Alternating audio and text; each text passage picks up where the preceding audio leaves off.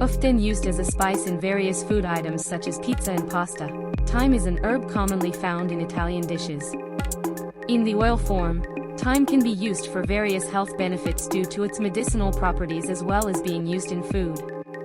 It has been used since the time of Hippocrates, a Greek doctor, according to Shonali Sabherwal, a nutritionist.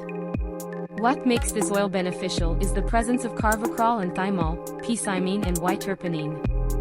Thyme can be used for cough and cold.